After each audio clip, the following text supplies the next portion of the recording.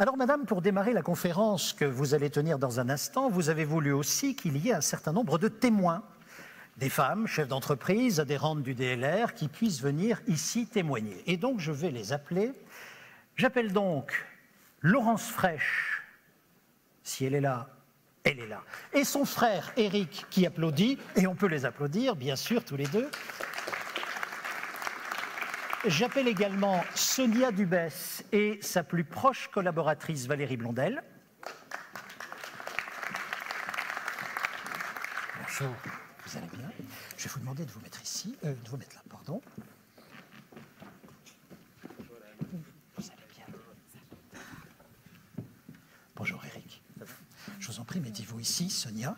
Non, Éric, Sonia. Voilà, Valérie, très bien. Et Madame Catherine Barthélemy.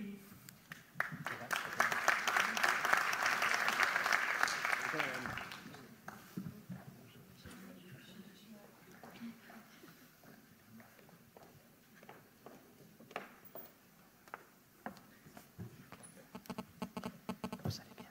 Oui. Je vous en prie.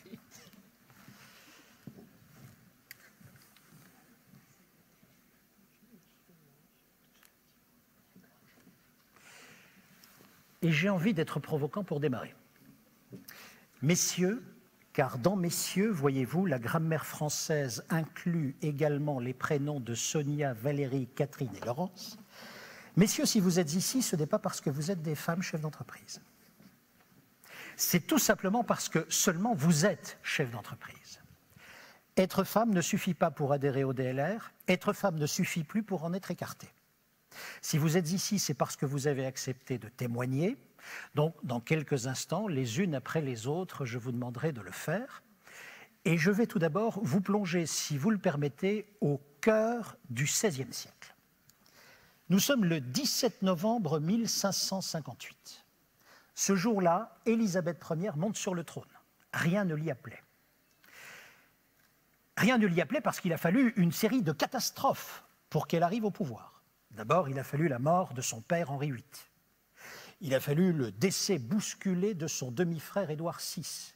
Il a fallu la décapitation de sa demi-sœur aînée Marie Stuart, Marie Ière. Elle y a contribué, elle a signé le décret. Voici le premier tableau que l'on a d'elle, il est conservé au British Museum. Voyons ensemble ce qu'il veut dire. Tout d'abord, regardez, vous avez sur sa tête, vous avez une robe qui est taillée dans une étoffe que l'on réservait aux souveraines. Sur sa tête, une couronne. Elle vous dit « Je suis la reine ». Dans la main droite, un sceptre. Elle vous répète « Je suis la reine ». Sur la main gauche, ou dans la main gauche, un globe surnommé d'une croix où elle vous dit « Je suis une reine catholique ». Tout dans ce tableau vous hurle qu'elle est la reine à travers un certain nombre de symboles et d'attributs qui font la légitimité de sa fonction. 10 ans passent, et en 10 ans, voyez-vous, elle va prendre un certain nombre de décisions très importantes. Première décision qu'elle va prendre, au moment où la guerre se déclare vis-à-vis de l'Espagne, elle décide ceci. Celui qui conduira l'escadre navale anglaise ne sera pas un lord, contrairement à la tradition, mais ce sera le meilleur marin anglais. Celui-ci est un pirate, il s'appelle Francis Drake, eh bien, soit. Décision iconoclaste, mais exceptionnellement efficace. On sait ce qu'il est advenu de l'invincible Armada quelques années plus tard, et c'est Francis Drake qui va conduire l'escadre navale anglaise. Deuxième grande décision, dans les 10 années qui suivent son règne, elle va, 60 ans après la découverte du Nouveau Monde, mettre en place la première colonie anglaise dans ce Nouveau Monde. Elle la baptisera la Virginie. De cette date, les escadres anglaises partent à travers le monde, le découvrent et font du commerce partout. Un deuxième tableau est alors peint et toujours conservé au British Museum. Voyons-le ensemble. Regardez où se trouve la couronne. Elle n'est plus sur la tête de la souveraine. Elle est posée sur un coussin. La taille de sa robe n'est plus une robe de souveraine, mais une robe de femme de noblesse. Sur le cadran de gauche, pour vous, vous voyez... Pardon, il n'y a plus de sceptre non plus, vous le voyez aussi. Mais sur le cadran de gauche, vous voyez que dans un ciel très clair, part au loin l'escadre anglaise, elle part sur son nouveau terrain de jeu, le monde entier. Tandis que sur le cadran de droite, vous avez dans un ciel sombre et une mer tourmentée l'escadre espagnole qui est en train de couler dans le golfe de Gascogne. Et puis enfin, vous avez la main, elle est posée sur un globe, particulièrement sur la Virginie. Tout ceci vous dit quoi? Elle est en train de vous dire dans ce tableau, la légitimité de mon autorité est désormais tirée de la pertinence des décisions que j'ai prises. Eh bien, Madame Livy-Guéret-Talon, j'ai donc une question. Un peu plus de 4 siècles ont passé depuis Élisabeth Ière, et ma question est très simple. Aujourd'hui, une femme chef d'entreprise doit-elle sa légitimité, peut-elle avoir sa légitimité à un certain nombre de symboles ou d'attributs que confère la fonction, ou bien doit-elle absolument tirer sa légitimité de compétences et de décisions qu'elle prend à la tête de l'entreprise? Je vais être encore plus simple, doit-elle faire ses preuves? Merci pour cette question. Et effectivement, je ne vais pas y répondre seule, mais nous allons y répondre ensemble avec les personnes qui ont bien voulu me servir de grands témoins, des femmes et aussi un homme. Et c'est la nouvelle logique des quotas. Non, non, pas du tout, bien sûr. D'autant plus que les quotas, vous le savez, nous hérissent. Si vous me permettez, avant de répondre à cette question, j'aimerais, le président tout à l'heure nous a demandé un peu de silence en pensant au Japon. Et si vous me permettez, je voudrais moi aussi commencer par le Japon. Le Japon qui vit un drame terrible, mais qui nous renvoie en fait à notre humanité. Et si vous me permettez, je voudrais citer l'un des grands poètes japonais qui s'appelle Issa, qui a écrit des vers merveilleux, et notamment un de mes plus gros, plus importants, plus longs et plus solides poèmes, il l'a écrit au moment où il a perdu sa fille. Donc Issa nous parle évidemment de ce moment terrible. Qu'y a-t-il de plus terrible que de la mort d'un enfant? Et néanmoins, il finit donc ce long poème par les vers suivants. Quel est le sens de la vie? Le monde n'est que rosée, un monde de rosée. Sarinagara. Et pourtant, il faut vivre. Alors je voudrais m'adresser en premier aux dames, aux femmes qui sont dans cette salle et qui, je pense, sont comparativement nombreuses. Je m'attendais à ce qu'il y ait plus d'hommes dans cette salle. Et en pourcentage, les femmes sont très présentes. Est-ce qu'elles peuvent lever la main, juste pour qu'on voit le pourcentage des femmes? Alors, si vous me permettez, je vais d'abord m'adresser à vous, mesdames, et puis ensuite, tout le reste de la séance que j'animerai sera plutôt orienté vers les hommes. Alors, je voudrais m'adresser aux femmes. Pourquoi? Parce que ce qui se passe aujourd'hui, me semble-t-il, fait qu'il ne faut pas que nous oublions, nous les femmes, que nous oublions notre fonction première, et qui est de donner la vie. Et ceci implique de donner envie, et notamment donner envie aux hommes. Donner envie aux hommes de vivre et de nous aimer. Parce que c'est l'amour, et c'est de l'amour que naît la vie. Nous le savons, nous sommes le 5e élément. Sans les femmes, il n'y a pas de vie ou une autre forme de vie qui perdrait toute humanité. Alors gardons pour toujours cet objectif, et qui est de garder cette capacité à préserver une qualité de la vie dont les hommes ont besoin. Messieurs, vous l'avez compris, mes propos ne seront en aucun cas des propos avec des armes, mais au contraire, je jette les armes. Pourquoi? Eh bien parce que parler des femmes, c'est obligatoirement parler des hommes, vous l'avez compris. Nos destins sont liés. Et puis, lorsque nous ne sommes pas là, nous sommes quand même là. Il y aura votre mère, votre femme, votre fille, votre maîtresse ou celle qui n'a pas voulu l'être. Parler d'une femme, c'est donc obligatoirement inclure par ailleurs les hommes de sa vie dans la même logique. Le sujet est forcément impliquant. Il ne peut pas être neutre. Vous l'avez dit, Monsieur le Président, lorsqu'une femme arrive dans une assistance, les choses changent. Elle n'a rien fait, mais les choses changent. Cela renvoie forcément à notre histoire à chacun, homme ou femme, à notre histoire personnelle, à notre ressenti, à nos sentiments, à notre vécu. Alors la place et le rôle des femmes dans la société, c'est un long processus historique. Monsieur Wathelet nous a donné un exemple avec une femme qui, si elle était née en France, n'aurait pas pu régner. La loi salique interdit aux femmes de régner. Donc c'est un long processus historique, mais surtout un long processus culturel. Les choses ne sont pas dites, elles sont évidemment construites. Donc le propos que je vais tenir va rapporter, et je vous prie de m'en excuser, mais le regard d'une femme. Et d'une femme qui plus est occidentale, et je dirais même latine. On ne peut pas se défaire de cela. Évidemment, je vais essayer d'être le plus objectif possible, d'avoir des prismes, mais néanmoins, je ne vais pas du tout avoir des prismes.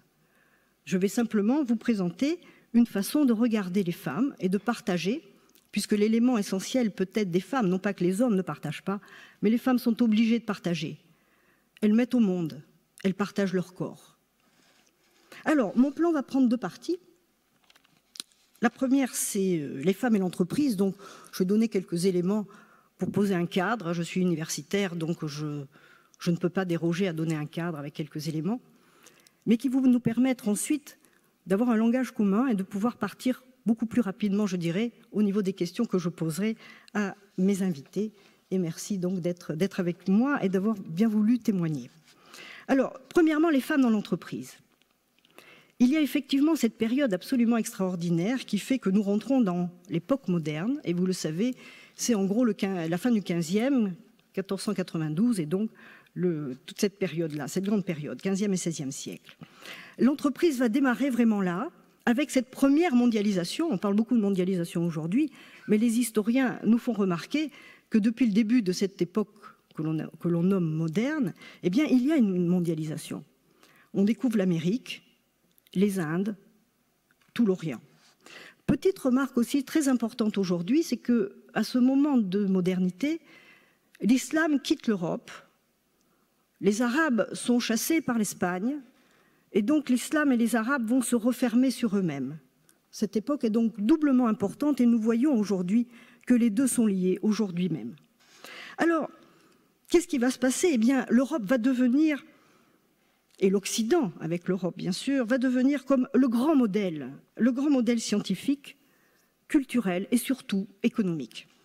Et jusqu'au XXe siècle, on peut dire que l'entreprise est une affaire d'hommes, une affaire de passion bien sûr, mais une affaire de technique, de pouvoir, d'intrigue. C'est une entreprise nommée Désir. Il n'y a pas si longtemps, un patron un petit peu âgé me faisait remarquer que sa femme avait finalement, avec le recul, accepté que de temps en temps, il ait fait quelques coups de canif au contrat de mariage. Mais il y a une maîtresse contre laquelle il ne pouvait rien faire. Elle ne pouvait pas lutter, elle n'était pas à armes égales. C'était son entreprise. Donc aux yeux des hommes, l'entreprise est féminine. D'ailleurs, dans la plupart des langues, quand on peut sexuer les mots, le mot entreprise est féminin. Mais si on regarde bien, dans les yeux des femmes, l'entreprise est masculine. Elles y débarquent globalement en Occident au XXe siècle, à la guerre de 14. Elles rentrent dans les usines, dans la grande porte, des ouvriers qualifiés, dans les usines, donc, parce que les hommes sont au front. Et puis progressivement, elles y sont. Et elles ne vont plus quitter l'entreprise. Elles vont grimper dans tous les postes, elles vont faire des études. D'abord, elles ne vont pas oser, ça sera même interdit. On va même les séparer. Rappelez-vous, s'il y a des personnes qui ont fait HEC, il y avait à l'époque HEC, JF. HEC, jeune fille. On ne mélange pas quand même. Et puis petit à petit, les mélanges vont se faire. Les filles vont même avoir les meilleures notes, vont intégrer Polytechnique, Sciences Po, l'ENA, etc. Bref, elles sont là. Et comme vous l'aviez dit, Monsieur le Président, le fait d'être là, ça change tout. Mais l'entreprise est bien masculine. Réfléchissons quelque peu. Les règles du jeu sont masculines. Le pouvoir est masculin. Le style de management dominant est masculin. La stratégie est militaire.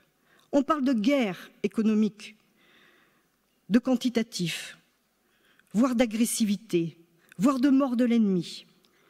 Et certains auteurs disent aujourd'hui en économie et en stratégie que nous sommes vraiment dans l'océan rouge, l'océan qui était présenté tout à l'heure dans le tableau, où ça coule du sang. Les femmes n'ont pas peur du sang, hein.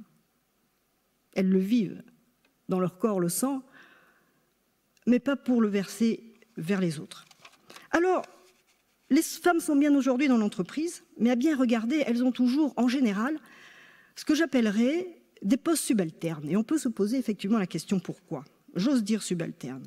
Regardez, il y a très peu d'élus dans les CIO, très peu d'élus dans les états-majors, très peu d'élus à des postes très importants, ce qui fait que dès qu'il y en a une, on la cite, on dit vous voyez que c'est possible. Mais néanmoins, statistiquement, elles sont assez peu nombreuses. Et on peut se poser la question du pourquoi. On parle d'un certain plafond de verre, c'est-à-dire un plafond qui serait indépassable. Et si le plafond est dépassé, on ose alors, avec un regard masculin bien sûr dans l'entreprise, dire que peut-être que les femmes qui y arrivent ne seraient plus féminines. Elles l'auraient fait au détriment de leur féminité en ayant accepté d'être hommes. Alors certaines avouent au contraire qu'arriver au sommet, quand on leur dit bah, « ça y est, maintenant tu peux prendre la fonction », alors elles disent « c'est vrai, je peux vraiment l'avoir, merci, maintenant je vais retourner à la vraie vie ».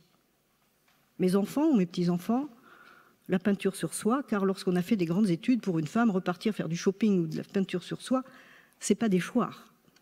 C'est une autre vie, tout aussi intéressante. Et ça choque, bien entendu. Comment? Mais tu es arrivé jusqu'au bout et tu n'as pas pris le pouvoir. Non, parce que les femmes, et on en discutera, ne prennent pas le pouvoir. Il faut le leur donner. Alors, évidemment, par rapport à ce que je viens de dire, je voudrais, si c'est possible, Thierry, qu'on ait la première vidéo.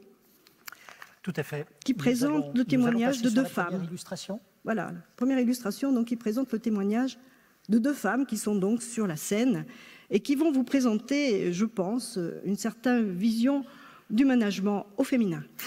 Il s'agit donc de vous, Sonia Dubès. Vous êtes présidente de Normandie Manutention, 203 salariés, 60 millions de chiffre d'affaires.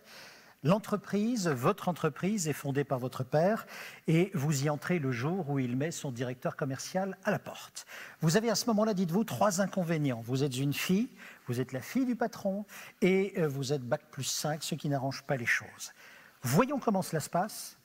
Le premier jour, première minute, première seconde. Premier jour, première seconde, c'est un milieu d'hommes, mais où est ma place ? Ça, c'était la première impression. Après plutôt sympa, plutôt sympathique, plutôt on ne sait pas qui elle est, donc on la découvre. De toute façon, elle est jeune, elle a 26 ans, donc on va la mettre à notre patte. Donc je ne leur inspire pas de la peur au départ, puisque je suis jeune et que je suis une fille, donc pas de contrainte. Ça, c'est la première seconde. C'est pas vrai la première année, mais c'est en tout cas la première seconde. Première année ? Première année, une moyenne de 4 gastro par mois, parce qu'un mari qui était trop fiant de base, parce que nous devions partir à l'export, donc j'étais seule à la maison avec mon fiston. Année difficile parce qu'économiquement pas idéale. Je courais sur la basse Normandie parce qu'il fallait que je fasse mes armes, parce que mon cher papa m'avait dit « tu te débrouilles, tu portes pas mon nom, donc je te donne un tarif, je te donne une doc. Tu vas en Basse-Normandie, on ne porte pas le même nom, tu te débrouilles, tu n'as pas de secteur et tu vends plus de chariots qu'un vendeur. » On savait que vous étiez la fille d'eux ? En Basse-Normandie, non. En Basse-Normandie, non. Dans l'entreprise, oui. Chez les clients, non. Ce qui m'a valu des fois des moments rigolos où je suis tombée chez des clients qui m'ont dit « ouais, votre compte patron ». Ce à quoi j'ai répondu « oui, c'est juste mon père ». Donc très drôle. Voilà, puis après on fait sa place. Alors justement, non, à partir de quand êtes-vous clairement assuré, dans le regard des autres, de vos collaborateurs, que ça y est, c'est la patronne? Le jour où j'ai vendu plus de chariots qu'eux. Et ce fut quand? La première année. Ce jour-là, respect. Ce jour-là, respect. Ce jour-là où on fait une réunion de direction commerciale, où je prends la main en expliquant à mon père que c'est mon équipe, où j'ai déjà nettoyé la moitié de l'équipe en disant celui-là dysfonctionne, je ne peux pas bosser avec lui parce qu'il fait comme ça, parce qu'il fait comme ça. Je réembauche des gens qui me ressemblent plus, et puis je vends plus de chariots qu'eux, donc ce jour-là ça fonctionne. Et lorsque vous arrivez 10 ans plus tard, entre 91 et 2001, 10 ans plus tard à la tête de l'entreprise, comme PDG, accepté du coup? Du coup, alors 10 ans ça aide. C'est-à-dire que 10 ans de passation. D'abord j'ai passé 10 ans avec mon père, extraordinaire, où on se comprenait parfaitement, où on se comprenait sans se parler, où on avait une énorme complicité, donc ça forcément ça aide. Pendant ces 10 ans, on a quand même changé de marque, on est passé d'un constructeur à un autre, donc de Clark à Fenwick. On est passé de 70 millions de francs de chiffre d'affaires en 91, quand il est parti en 2001, à 34 millions. On était passé de 70 personnes à 134 personnes. Donc on avait déjà fait grandir l'entreprise. Et moi, j'avais pris tout le service commercial depuis 10 ans. Donc j'étais déjà très intégrée. Donc en 2001, accepté par toute une partie de l'équipe. Peur de toute l'équipe après-vente, qui eux me maîtrisaient moins bien, me connaissaient moins bien, et dans lequel j'étais peu investie.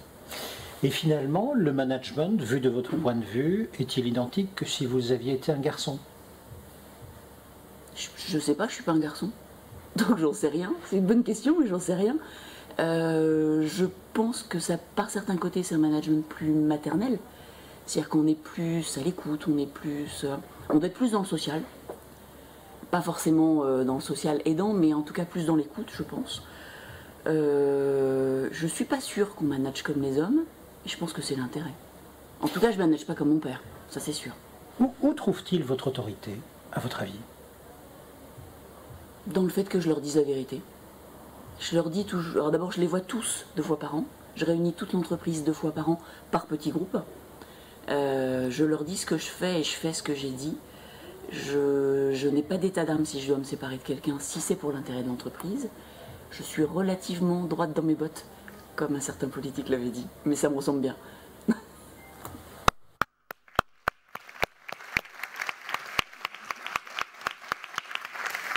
Alors, Sonia, j'ai encore une question à vous poser. Vous vous êtes donc également adjointe une proche collaboratrice, autant êtes-vous brune qu'elle est blonde. Toutes les deux, vous êtes spitantes, si je puis dire. Pourquoi? Pourquoi une femme en numéro 2? Pourquoi une femme? Est-ce que ça fonctionne? Et celui-ci fonctionne. Pourquoi une femme? Excellente question. Parce qu'au recrutement, j'avais trois postulants et que le meilleur candidat était Valérie. C'était pour parler chiffon aussi. Entre autres, ça nous arrive de parler chiffon, mais c'était en tout cas professionnellement le meilleur candidat. Avec le recul, c'est pour moi une vraie complicité. C'est-à-dire que ça me donne de temps en temps de l'air pour effectivement parler chiffon sur lequel j'ai aucun état d'âme. Tandis que les autres parlent foot ou bien... Ils parlent foot, mais on peut parler rugby. J'étais à Rome, c'était pas terrible. On espère que France-Galles sera meilleure. Livy, je vous en prie. Merci, et j'aurai l'occasion tout à l'heure de vous poser d'autres questions. Dans ce qui vient d'être présenté à travers ce témoignage, vous avez, j'espère, noté 2 choses, enfin moi en tout cas, qui me paraissent importantes. La première, je la résumerai par la fameuse phrase de Françoise Giroud, qui disait « Je croirai à l'égalité homme-femme le jour où une femme incompétente sera à un poste important ». Et la deuxième question, c'est qui est présentée, c'est, on a posé la question, mais on essaiera d'y répondre en commun. Est-ce qu'il existe un style de management, une façon de manager différente? Je vais vous apporter quelques éclairages là-dessus, bien entendu, mais vous l'avez déjà par vous-même vécu.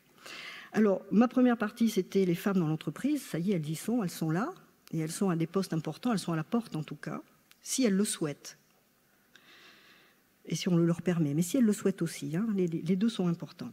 Deuxième partie, bien qu'est-ce que les femmes apportent réellement dans l'entreprise? Est-ce qu'elles apportent quelque chose dans l'entreprise de par leur féminité? Alors j'aborderai le point sur 2 éléments.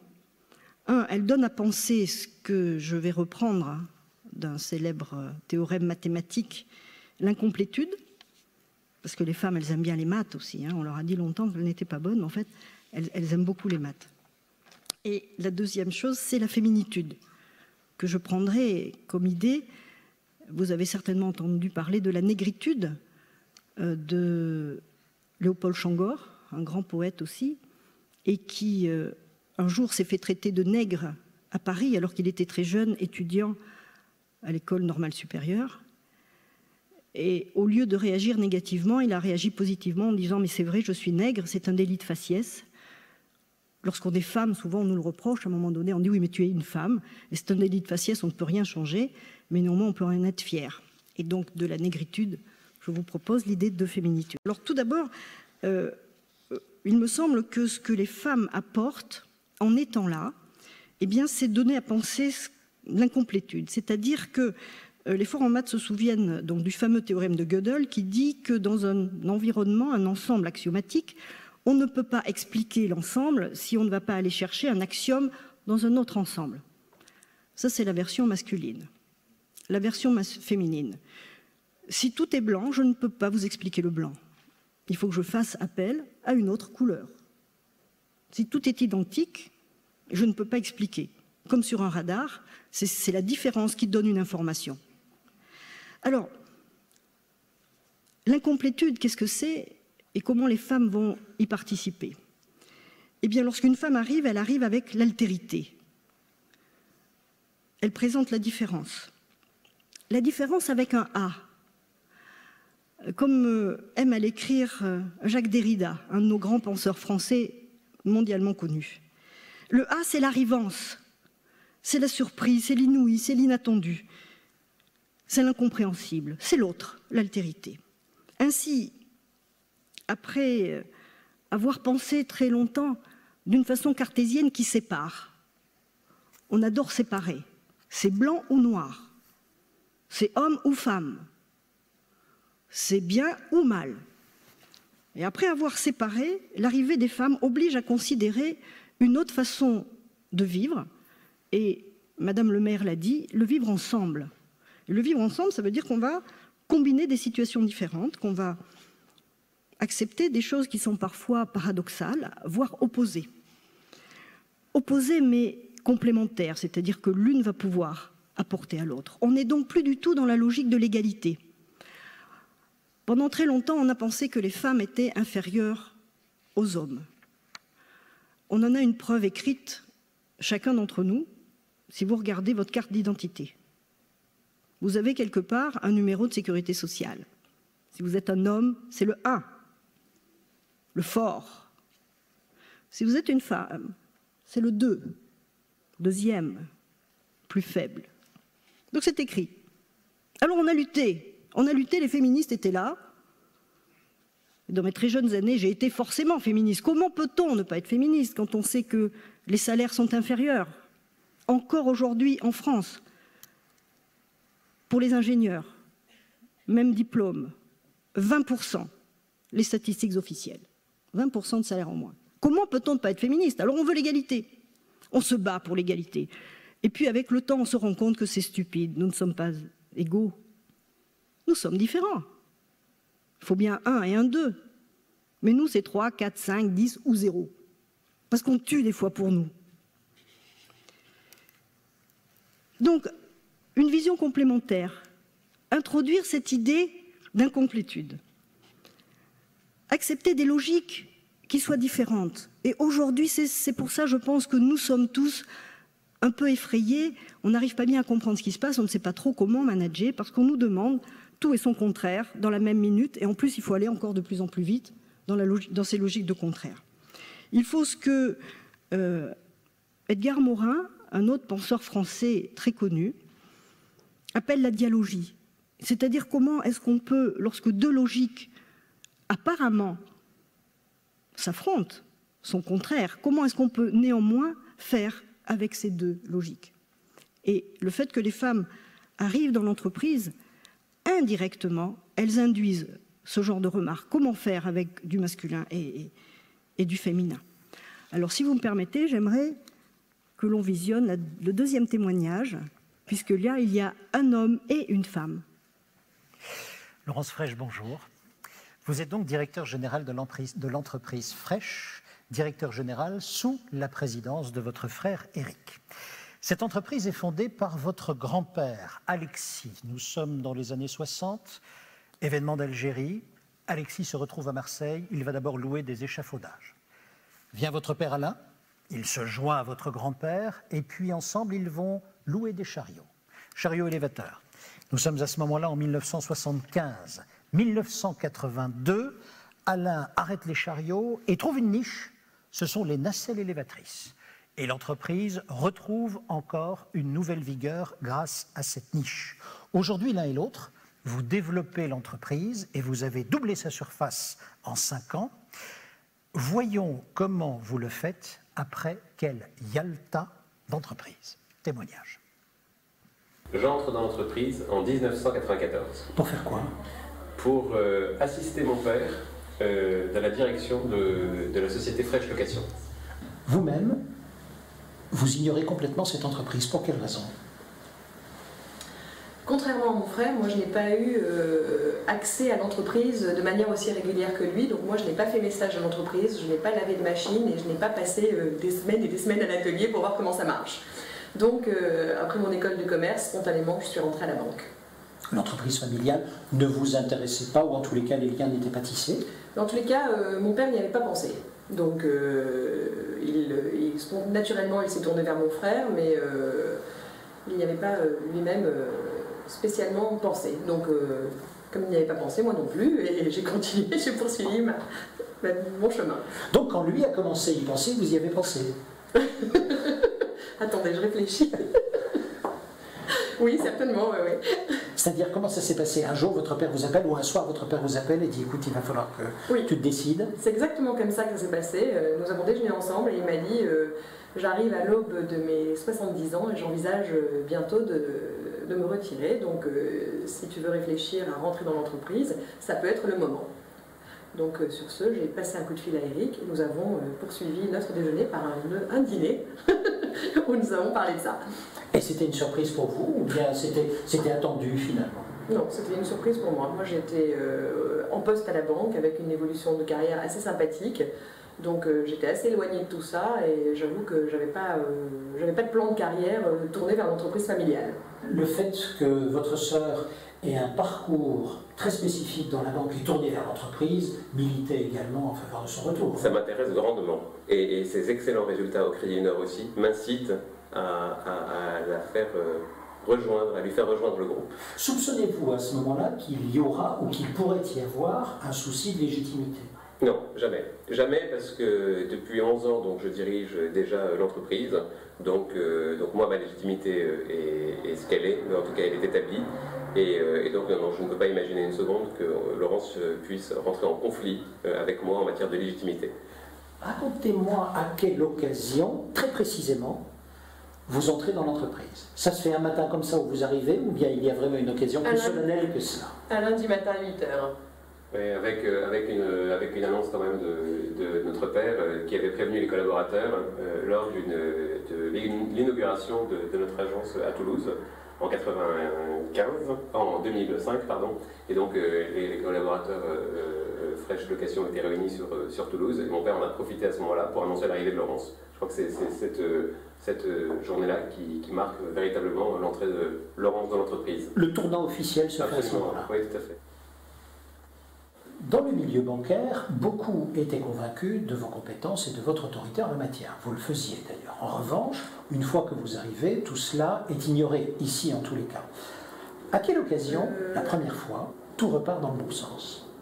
Donc, à l'occasion d'un événement qui n'était pas très sympathique, mais mon premier point, je l'ai marqué à l'occasion d'une traite qui est revenue impayée, malheureusement, pour laquelle on m'avait demandé mon avis et où j'avais émis des réserves sur le client, le mode de règlement, les délais. Et lorsque la traite est revenue impayée, ça m'a permis d'avoir un propos qui était un peu plus écouté sur les fois d'après. Donc petit à petit, du coup, ça y est, on a commencé à vous écouter? Voilà, et puis ça s'est fait naturellement sur les sujets que je traitais. Donc déjà, j'avais un point facile pour moi, c'était les relations avec les banques, donc que j'ai repris naturellement. Donc déjà, ça m'a permis d'acquérir rapidement de l'autonomie sur mon poste de travail, puisque c'est un sujet que je maîtrisais. Donc c'est parti comme ça assez rapidement. Diriez-vous que votre légitimité ne fut acquise qu'à partir du moment où vous avez pu faire vos preuves, au cas par cas? Oui. Oui, tout à fait, parce que quand vous rentrez dans un milieu professionnel où personne ne vous connaît, forcément, ça ne peut être qu'avec le quotidien que vous faites vos preuves. Avez-vous senti à un moment donné que, par surcroît, parce que vous êtes la fille d'eux et la sœur d'eux, eh bien, on ajoute encore à cette légitimité aujourd'hui? Oui, bien sûr, de toute façon, la direction étant familiale, forcément, le fait d'être positionné en tant que fille et sœur, ça aide, ça fait gagner du temps déjà.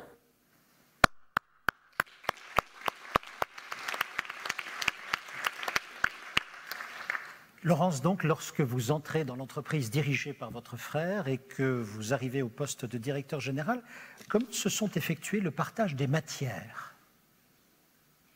Bien, de manière tout à fait spontanée, puisque moi j'avais une culture financière, donc le premier sujet dont j'ai hérité assez facilement, c'était la partie finance. Puis rapidement, Eric a compris l'intérêt de notre collaboration et s'est déchargé petit à petit des sujets qui lui pesaient au quotidien et qui l'empêchaient lui de se concentrer sur les sujets essentiels qui sont les investissements et le développement. Donc j'ai hérité de thèmes chronophages que tout le monde connaît bien, qui sont la partie sociale et la partie administrative, en plus de la partie financière. Question pour vous, Eric. Au moment où votre sœur arrive en entreprise, êtes-vous convaincu qu'il va y avoir un ressort, une énergie supplémentaire dans le développement de l'entreprise que jusque-là vous dirigez seul? Ah oui, ça fait même partie de la stratégie qu'on s'est fixée, de développer l'entreprise. Donc à un moment, moi, je vois Laurence arriver et je perçois bien qu'elle va nous aider dans cette mission, oui, sans aucun doute. Et l'ambiance change-t-elle? On a dit la façon de diriger est peut-être un peu différente. L'arrivée de la femme au plus haut niveau change-t-elle quelque chose dans l'ambiance de l'entreprise? Oui, radicalement. Oui, radicalement.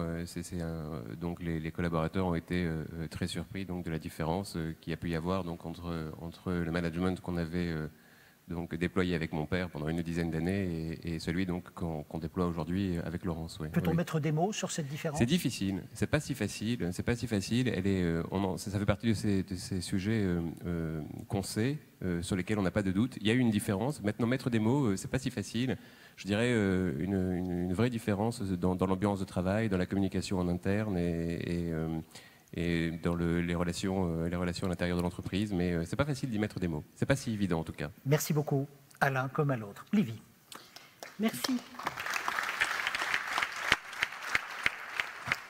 On aura l'occasion aussi, je vous poserai quelques questions pour compléter, approfondir un petit peu ce témoignage.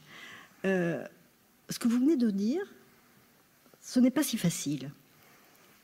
Et je pense justement que ce que les femmes apportent, c'est justement la porte ouverte sur la complexité. J'ai dit tout à l'heure qu'on devait passer du « ou » qui sépare au « et », et donc en même temps, on passe de ce qui est compliqué à la complexité. Tout le monde connaît bien maintenant la différence. Ce qui est compliqué, c'est programmable, donc et reproductible. Donc si je prends un Airbus, un avion, je peux, ce que les Japonais, enfin à un moment donné, les concurrents peuvent faire, ils en achètent un, ils le désossent, ils le refont, ils le redéfont, et puis au bout d'un moment, ils ont compris comment ça se passe. La complexité, nous le savons, ça ne peut pas se reproduire. C'est souvent des situations uniques, inédites, nouvelles, et pour lesquelles la modélisation n'est donc pas possible. Il y a un nombre de variables extrêmes, et puis on est dans une logique chaotique où un petit battement d'aile de papillon peut arriver à des situations catastrophes. Alors, les femmes, elles apportent justement ce n'est pas si facile. On n'arrive pas forcément à le décrire, mais ça existe. Et c'est donc cette fameuse complexité. Donc, le fait d'avoir des femmes et des filles dans les équipes introduit indirectement, bien entendu, ce n'est pas elles qui vont répondre à la problématique de la complexité, mais indirectement, leur impact, ça va être déjà de regarder les choses différemment, de poser les questions naïves, bébêtes, nunuches. En plus, à notre table, nous avons au moins une blonde. Et je me permets de dire ça avec toute la saveur que ça peut avoir, car si je m'appelais Voltaire, je l'appellerais Candide. Tout de suite, c'est mieux, n'est-ce pas, Candide? Jouer le Candide. C'est-à-dire oser poser des questions, comment ça marche, pourquoi ça marche, et oser dire, j'ai pas compris. Oser dire, je doute, je sais pas, là, je suis pas sûr de moi. Alors ça, c'est la complexité. C'est une autre façon qui ajoute au charisme qu'il faut avoir, car dans certains cas, il faut être sûr. Et les femmes le sont. Elles ont le courage, elles tranchent. Les statistiques sur les divorces, par exemple, prouvent que souvent, ce sont les femmes qui décident. Et pourtant, elles savent que pour les enfants, ça va avoir une incidence très forte. Néanmoins, c'est elles souvent qui tranchent. Donc, ce n'est pas une question de courage, c'est une question, on ambitionne les choses différemment. On a une situation différente. On peut, par exemple, amener les hommes, indirectement, à réfléchir non pas au PIB, mais au BIB.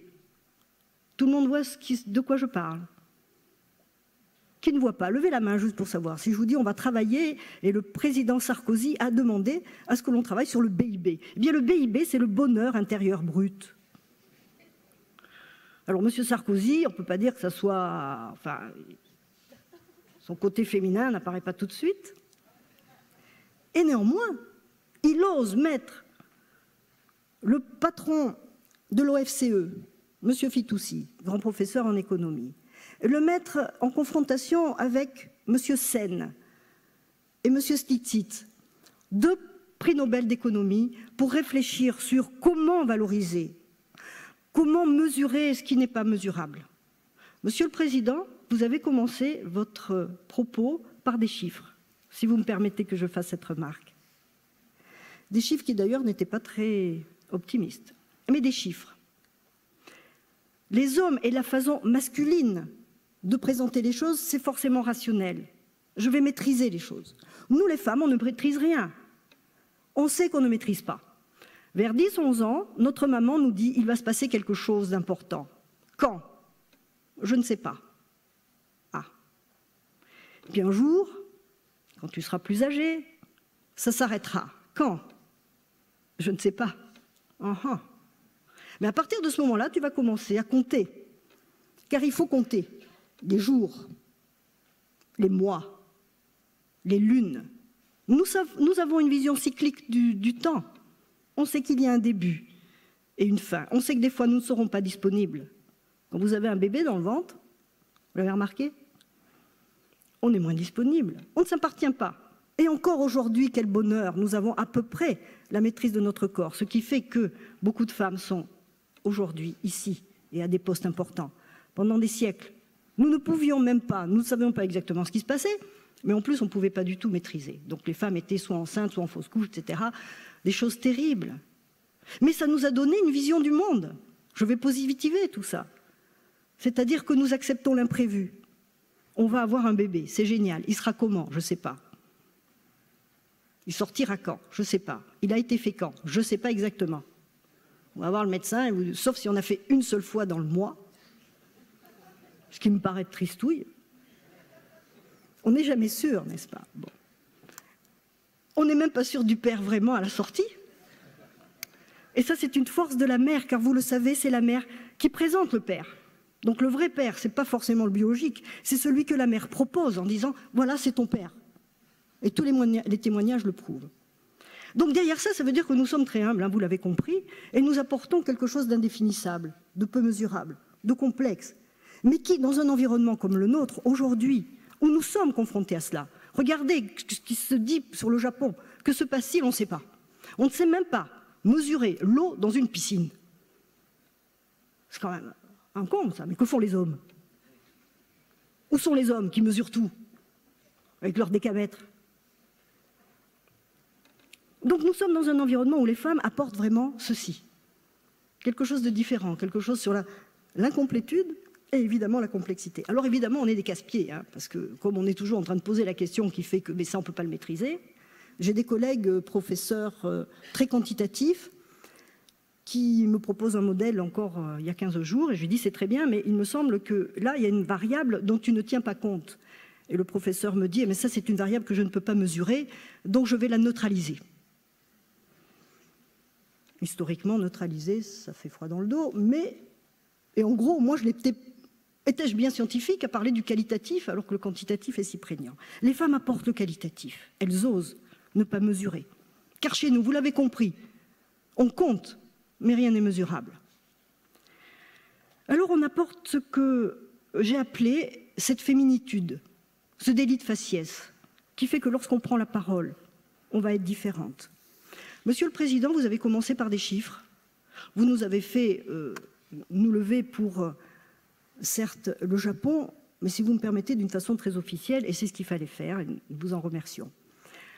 Moi, j'ai immédiatement pris tout de suite, parce que je n'avais pas pensé commencer par le Japon, mais effectivement, je me devais aussi de le faire, mais je suis allée avec mon côté féminin, c'est-à-dire l'émotion. Je n'ai pas peur des émotions. Je les gère, mais je n'en ai pas peur. Quand j'ai commencé dans ma fonction, on me disait « Livy, il y a un problème, vous êtes émotive. Vous êtes trop émotive. Ce qu'il faut, c'est... » Mon directeur de thèse m'a dit « Livy, il faudra être froid et clinique. Pas froide, pas de féminin. Il faudra être froid et clinique. » Donc effectivement, il m'arrive d'être froid et clinique, mais pas longtemps. Ma féminitude réapparaît.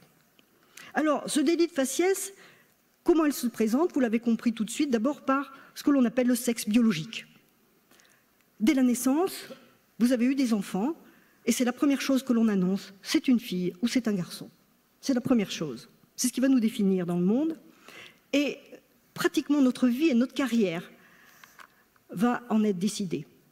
Dans l'exemple de frères et sœurs, il était normal que le garçon entre immédiatement dans l'entreprise et on lui a demandé certainement des choses tout à fait différentes. Il fallait qu'il fasse ses preuves là aussi, parce qu'entre père et fils, c'est pas toujours évident, mais ça coulait de source. La fille, c'est bon, bah, plus tard, si elle veut bien, pourquoi pas. Enfin, c'est pas immédiat. La loi Salic, j'y faisais référence, fait que dans une petite principauté, lorsque Caroline est née, Grace Kelly, elle a dû dire « Zut, il va falloir que je m'y remette rapidement, parce qu'il lui faut un garçon. » Vous voyez, les femmes, c'est pas très compliqué, c'est des choses très simples, mais qui en même temps contribuent complètement à la vie globale. Alors, le sexe biologique, vous l'avez compris, les attributs, des formes, un physique, le fait que j'arrive, je rentre et on me dit « Ah, vous êtes une femme », enfin ça c'est normal. On regarde en général comment je suis habillée, les hommes moins. Si un homme a un pantalon froissé, qu'est-ce qu'on va dire? Une veste un peu froissée. Oh, qu'est-ce qu'il travaille? Une femme arrive un petit peu négligée. Négligée. C'est très important, n'est-ce pas, notre regard, votre regard et aussi le nôtre.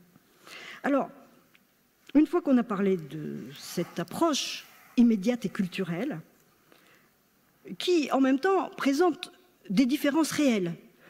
Le patron de Sony et de Nintendo le savent. Par exemple, les filles jouent moins aux jeux vidéo. C'est pas qu'on n'aime pas la technique, c'est que les jeux vidéo, ça ne permet pas d'imaginer.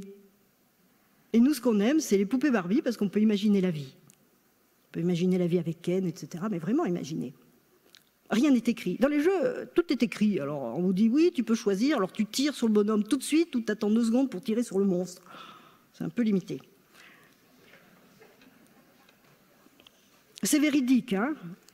À une convention d'APM, le patron donc, de Sony Europe était venu en disant c'est un drame, 51% de la population mondiale, on ne l'aura jamais pratiquement comme client, elles font bien semblant pour faire plaisir, clac clac, mais bon, très vite elles vont ailleurs et puis elles font autre chose. Donc c'est terrible. Deuxième élément, c'est qu'au-delà donc de ces caractéristiques différentes, sexuellement visibles, je dirais, c'est-à-dire qu'on nous voit biologiquement, il y a une autre approche, c'est ce qu'on appelle le caractère féminin. Alors ça va être un glissement sémantique intéressant parce que de la femme, et donc du sexe biologique, on va parler au féminin. Et le féminin, il est dans chacun d'entre nous. Alors qu'est-ce que c'est qu'un caractère féminin? Je vais répondre indirectement, est-ce qu'il y a un style de management féminin différent? De ce que l'on peut voir, tous les auteurs qui s'interrogent sur la différence culturelle, interculturelle, on parle beaucoup de problématiques de management interculturel, mettent en évidence 3 éléments qui sont discriminants et qui peuvent séparer donc les cultures.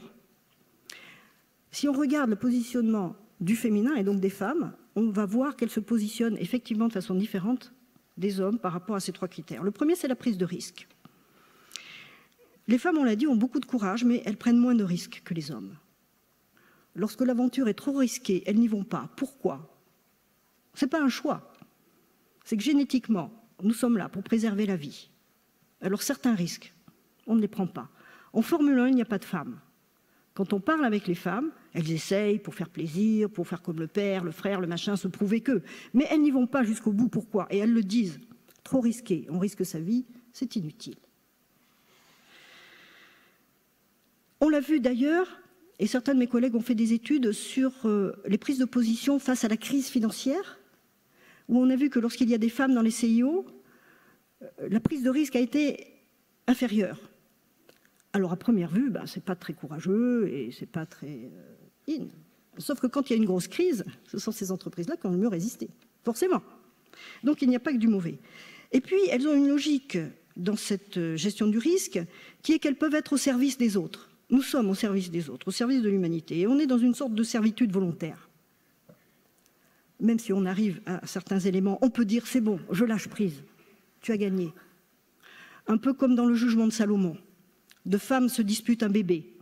Salomon dit ce n'est pas un problème, je sors mon épée, je coupe le bébé en deux et chacune en aura une moitié. Et la première qui crie non, donnez-lui le bébé, c'est la mère. Elle préfère que le bébé soit donné plutôt qu'on le coupe en deux. Donc tout ça c'est dans notre façon de faire, c'est ça le féminin. Ça peut ne pas apparemment gagner, mais ça fait survivre la vie et donc la survie de l'entreprise parfois.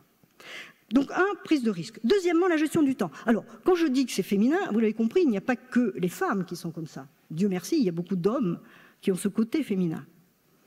De la gestion du temps. Je l'ai abordé un petit peu tout à l'heure. On a une vision cyclique du temps, alors que les hommes ont une vision linéaire. Et regardez bien, je vais faire un geste, pas linéaire comme ça, mais linéaire comme ça. Il faut que ça marche. Nous, on n'a pas cette vision-là parce qu'on a un début, on a une fin et toute notre vie, on est dans cette logique cyclique. C'est très important pour comprendre pourquoi les femmes parfois décrochent en disant « mais on ne comprend pas pourquoi ». Parce qu'on a une autre vision du monde, ça c'est intéressant. Aujourd'hui, pour parler du développement durable, les femmes sont plus à même d'y penser. On vit forcément dans la durée. Dernier point, prise de risque, gestion du temps et la prise de décision. Et là aussi, on en a parlé, les femmes prennent des décisions mais un peu autrement, j'en ai fait référence avec l'histoire du divorce, elles osent parfois dire qu'elles hésitent, qu'elles ont le doute, mais parfois elles peuvent être encore plus terribles et cruelles que les hommes. Mais néanmoins, elles ont un petit peu attendu. Alors, le sexe biologique, ce que nous amenons en étant femmes, 2, le caractère féminin, et puis troisièmement, le genre. Car à partir de là, une femme, lorsqu'elle rentre dans une entreprise, elle permet aux hommes de présenter plus facilement leur côté féminin. Il ne s'agit pas de sexe ou de sexualité, bien entendu. Je parle de ce côté de voir le monde, et cette vision du monde qui est féminine. Donc, voir au féminin, c'est accepter la pluralité des styles de management, oser dire qu'on a fait une erreur, accepter les différences, s'enrichir l'un de l'autre, prendre plus de liberté et de créativité, avoir peut-être plus de solidarité vis-à-vis de l'intérieur, mais aussi de l'extérieur. Être plus sensible à certaines causes, à être moins agressive. Et donc tout à l'heure, je vous ai parlé d'un monde masculin qu'on peut qualifier de masculin. Alors certaines femmes sont très masculines, hein. C'est le pendant. Hein. Certaines femmes sont très masculines et vont jouer encore plus les armes pour prouver qu'elles sont masculines et rentrer dans l'océan rouge. Mais les femmes proposent le côté féminin, si elles jouent femmes, c'est de rentrer dans l'océan bleu. Vous avez entendu parler de l'océan bleu, un très beau livre de 2 auteurs, et que je vous conseille de lire, et qui est justement de dire arrêtons de se battre sur les marchés où nous ne pouvons plus gagner, sinon baisser le coût, augmenter ceci, augmenter cela, et on ne s'en sort pas. Essayons de créer de la différenciation. Ah, ça tombe bien, les femmes apportent cette différenciation pour entrer dans l'océan bleu. Alors, pour finir, et je vais ensuite tout de suite poser les questions, pourquoi n'y a-t-il pas plus de femmes? Après tout ce que je vous ai dit, vous avez compris que c'est quand même génial d'avoir des femmes dans l'entreprise. Pourquoi n'y en a-t-il pas plus? Il y a des postes importants. Et donc effectivement, par rapport à ce qui a été déjà présenté, mais je voudrais tout de suite passer la parole à mon 3e témoin, pour parler de 2 éléments qui sont, me semble-t-il, peut-être les plus importants lorsqu'une femme arrive dans l'entreprise. Un, c'est la relation au pouvoir. La relation au pouvoir. Nous n'avons pas, j'émets l'hypothèse, et on va voir ce que vous en direz, mais j'émets l'hypothèse que les femmes n'ont pas la même relation au pouvoir. Elles aiment participer, créer, mais pas forcément avoir le pouvoir pour le pouvoir. Le pouvoir est intéressant que si on peut faire des choses. Parfois, l'influence suffit.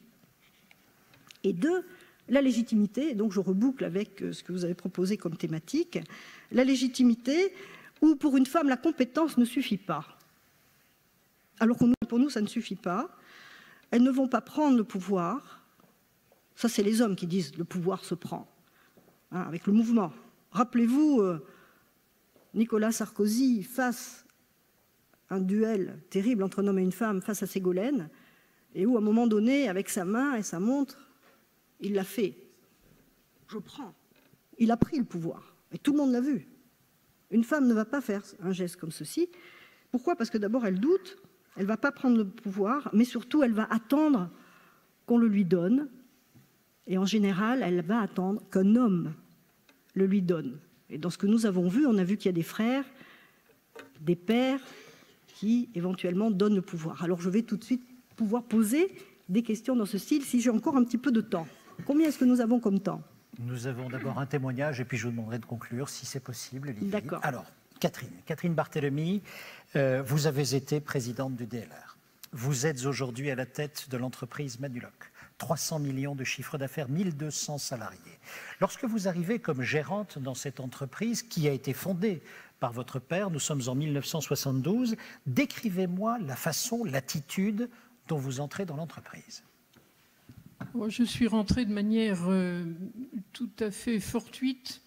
Mon père ne travaillait pas dans l'entreprise, avait un gérant. Le gérant était parti en ayant très peur parce que l'entreprise n'allait pas bien et que le statut de gérant lui faisait courir des risques. Et donc mon père n'avait plus personne dans l'entreprise et notamment quelqu'un à qui confier la signature. Ça a marqué ma vie, ça. Et donc je suis rentrée de manière tout à fait fortuite dans une toute petite entreprise de 20 personnes et qui n'allait pas bien du tout. Vous entrez. Mon père me pose et s'en va.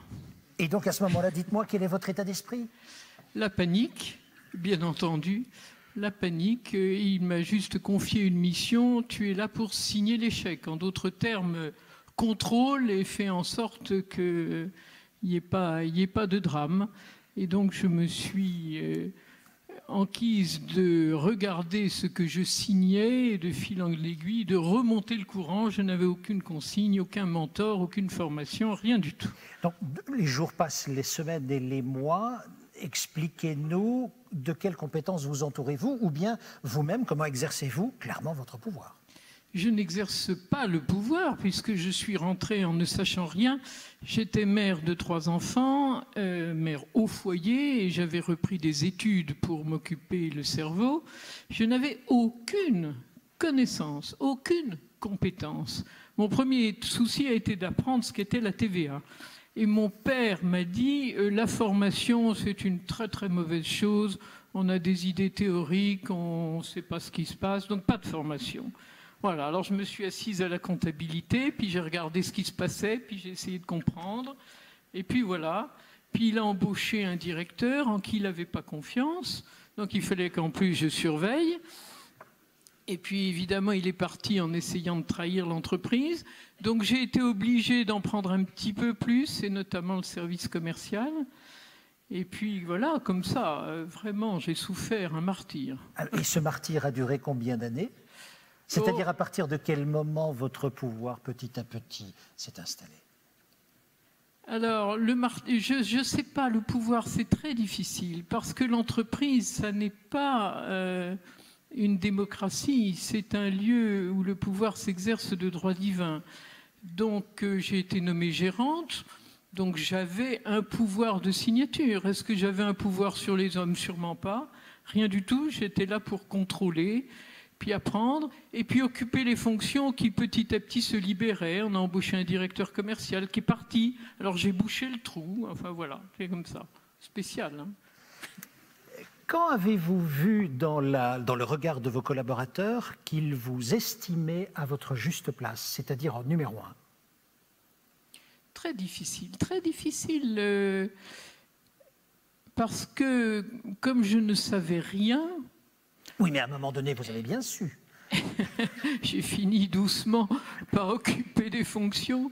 Quand est-ce que ça s'est passé? Je me demande si l'acte fondateur que Sonia a connu, C'est quelques années après que je sois rentré dans cette entreprise, j'ai choisi de quitter notre fournisseur principal qui s'appelait Clark pour choisir Fenwick. Et là, j'ai pris une décision terrible, terrible, parce qu'on ne savait pas du tout ce que ça allait pouvoir donner. Peut-être qu'à ce moment-là, j'ai pris le pouvoir. Une première grosse décision très lourde de conséquences, oui. Aujourd'hui, j'imagine... C'était 8 ans après, quand même. Et aujourd'hui, j'imagine que les choses ont encore bien changé. Quand vous arrivez, tout le monde murmure « c'est la patronne ». Alors maintenant, il y a strictement... Oui, il n'y a plus du tout de problème de légitimité. Et je crois que c'est la preuve par le résultat. C'est-à-dire que cette entreprise va bien, elle a 50 ans, ou pas loin. Elle n'a pas cessé de grandir. Elle traverse les crises convenablement, et donc je crois que là, il y a une vraie reconnaissance. Là. Merci beaucoup, Catherine, pour votre témoignage.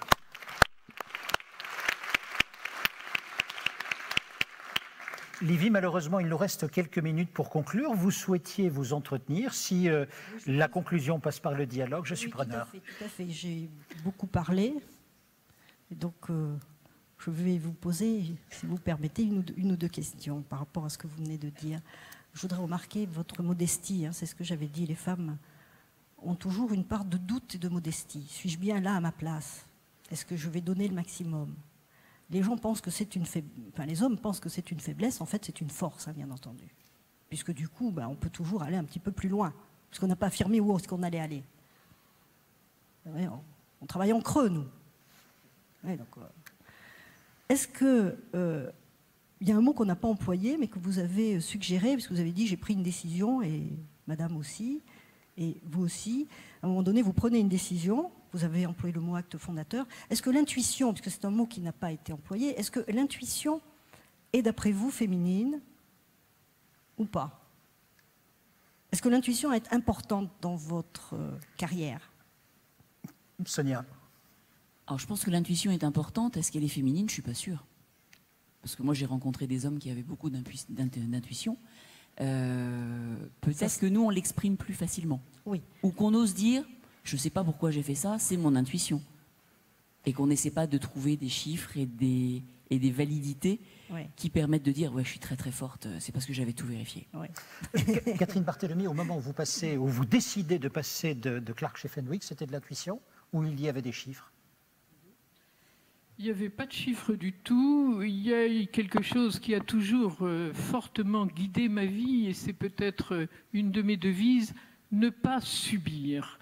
Et à l'époque, Clark était un des tout premiers constructeurs mondiaux, le premier ou le deuxième, et voulait nous imposer un contrat que je qualifiais de léonin et dont je pensais qu'il allait nous faire perdre beaucoup d'indépendance et voire peut-être la valeur de fonds de commerce de notre entreprise. De l'autre côté, la marque Fenwick était une marque très dominante sur le marché français. Je ne savais pas calculer à l'époque. Je ne faisais pas de business plan. Alors là, oui, il y a une volonté, un élan. Je n'accepterai pas ça et je pense qu'on peut faire mieux. Voilà, je suis parti comme ça. Lévi. Alors, dans ce que vous avez dit, il n'y a pas de chiffres. On ose le dire, ça ne veut pas dire qu'il n'y en ait pas. Car je suis sûre que toutes ces dames regardent les chiffres. Mais nous savons qu'avec 3 ratios en général, pas la peine d'avoir des quintaux de tableau Excel. Ça rassure. Bon, ça nous rassure. Enfin, 3 ratios doivent suffire. Donc, ce n'est pas les chiffres qui font peur, mais c'est la façon d'oser justement les utiliser. Je pense que lorsque les hommes osent aussi écouter leur intuition, et Dieu merci, ils le font, ils laissent une porte ouverte au côté féminin, ce que nous appelons le côté féminin dans le genre. C'est-à-dire qu'ils osent dire, ok, tout ça c'est très bien, et tous les grands patrons, et vous l'êtes, donc vous l'avez fait forcément aussi, les directeurs marketing, les commerciaux, les techniciens vous disent, voilà patron, voilà les chiffres, et puis vous dites, je ne le sens pas. Et dire, je ne le sens pas, ça veut dire que c'est l'intuition, c'est bien ça. Et donc, oser aller jusque-là, c'est une partie féminine, mais en même temps qui est extrêmement exigeante.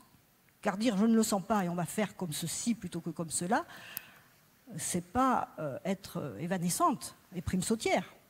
C'est au contraire de dire je m'engage complètement Je m'engage dans la survie. Et donc, il me semble que, non, vraiment, mon âme et conscience, c'est là qu'il faut aller. Vous-même, je crois que vous avez eu donc ce genre de décision à prendre, où l'intuition a été importante. Et est-ce que vous avez plus d'intuition que votre frère? C'est une question terrible, hein, Eric. Vous m'excusez. Hein. Lévi, ce seront les dernières questions. Je vous en prie, Laurence. Non, moi je crois à l'intuition, et pas particulièrement à l'intuition féminine. Je crois que l'intuition, elle est innée, elle est dans la personne. Donc il y a des bonnes intuitions, des mauvaises intuitions, il faut avoir un peu de chance. Et je pense que par rapport à ce sujet-là, on est à armes égales. Juste un mot par rapport au fait d'être à armes égales avec un homme dans l'entreprise. On n'a pas du tout parlé de la faiblesse de la femme, qui est le contrôle de ses émotions. Et c'est là où on est vraiment en difficulté quand même dans des situations de crise, positive ou négative. Et le gros handicap de la femme, c'est que quand ça se complique, elle pleure, ce que ne fait jamais un homme. Et donc il y en a qui pleurent plus que d'autres, et moi je le vois dans mes équipes. C'est une question de capacité à contrôler ses émotions. Mais sur ce sujet-là particulièrement, dans un board de direction, je pense que les femmes ne sont pas à égalité avec les hommes. C'est arrivé à des femmes comme Simone Veil, dont tout le monde se souvient. Donc voilà, je voulais juste souligner ce trait qui nous fragilise. Je suis tout à fait d'accord et je l'avais précisé effectivement, sauf que c'est dans le regard des autres de savoir si c'est une faiblesse ou pas. Lorsque Simone Veil pleure, c'est une force. Lorsque François Fillon annonce la mort de son ami Seguin, il a les larmes aux yeux et c'est à ce moment-là qu'il est plus humain et qu'il grandit. Donc effectivement, on a parfois du mal à gérer nos émotions parce qu'en fait, depuis plus petite, on nous dit tu peux pleurer, c'est bien de pleurer et même tu auras un bonbon de plus si tu pleures bien. Donc c'est pour ça que ça ne nous fait pas peur, on a un moment de plus. Hein. Alors comment on réagit quand on est, et ce sera ma dernière question, quand on est un frère à côté donc d'une jeune femme pour qui l'intuition et l'émotion sont importantes? On en profite déjà, très clairement. Donc on essaye d'en tirer le maximum, ce qu'on fait au quotidien. Oui, on est surtout, vous l'avez très bien dit, dans une réflexion où il n'est pas question d'opposer l'homme à la femme, bien sûr. On est tous faits de la même structure. Donc, par contre, sans s'opposer, effectivement, nous, en ce qui me concerne, nous nous retrouvons très bien dans ce que vous avez décrit quant à la prise de risque, quant à la gestion du temps. C'est des choses que nous vivons au quotidien. Et donc, moi, ce que je retiens de notre partenariat, c'est vraiment la complémentarité et c'est cette grande force et donc liée à notre partenariat aujourd'hui et ça nous aide beaucoup au quotidien en tout cas. Merci beaucoup aux uns et aux autres d'avoir bien voulu témoigner. Merci également, Lévi.